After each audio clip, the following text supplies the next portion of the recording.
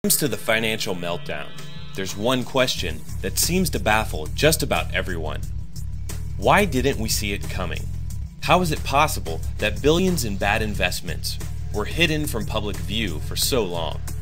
Part of the answer, according to experts, lies offshore, in the world's tax havens. Beautiful Caribbean islands, and elegant European mountain nations, where financiers can hide their investments from tax collectors and regulators. Without tax havens, without the ability to set up disguised corporations, without the ability of hedge funds to operate offshore, this crisis would have been far less. Offshore accounts are currently attracting the attention of prosecutors in the Bernie Madoff scandal. Investigators suspect Madoff used tax havens to keep his regulators and his clients in the dark. And like Madoff, many of the biggest financial institutions at the center of the current crisis have a history of hiding money in tax havens, including Morgan Stanley, Citigroup, Bank of America, JP Morgan, and Lehman Brothers. How much they keep in tax havens? No one knows. This is a huge structure that is designed to disguise financial flows and asset accumulations. Raymond Baker investigates the illegal flows of money around the world. In his book, Capitalism's Achilles Heel, he estimates Western banks and businesses hide some $1 trillion each year in tax havens. A lot of the bad subprime mortgage paper ended up in tax havens. So the person in Cleveland or Detroit or elsewhere in the United States that is losing their house doesn't need to be aware of the mechanisms that brought about that. But that is reality, that the ability to slice and dice those packages that contain that bad paper and then squirrel it away in non-transparent entities contributed to this problem. Jack Blum has investigated financial crime for the federal government for more than 30 years. He agrees with Baker that banks hide troubled assets offshore to keep them under the radar of regulators. If a bank, for example, has done bad lending and they put it in the portfolio of an offshore entity, no one will be able to figure out what that offshore entity is really worth. And it's that kind of transaction that has absolutely disabled the world financial system.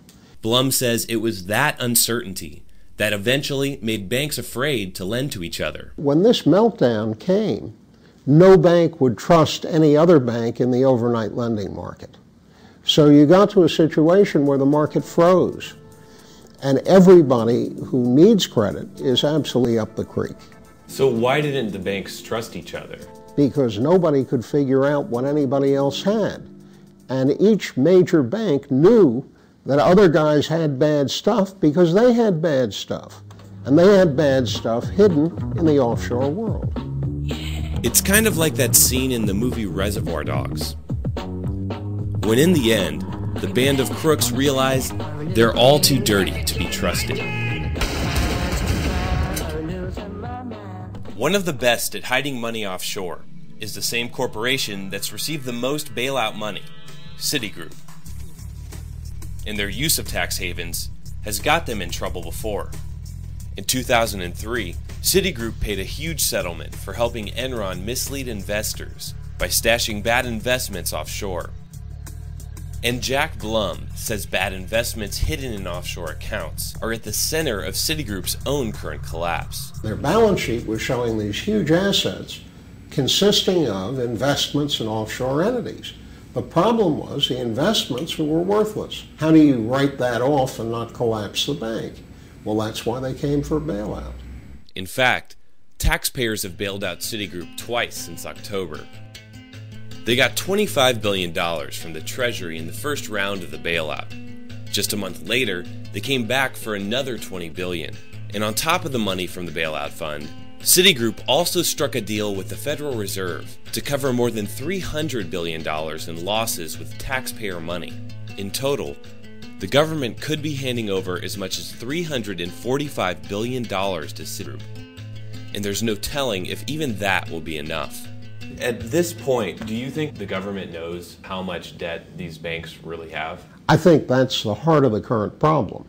I think every bank at this point should be forced to come absolutely clean about how much money it has in these offshore shells of different kinds and how many deals there are hidden in the balance sheet and on the books.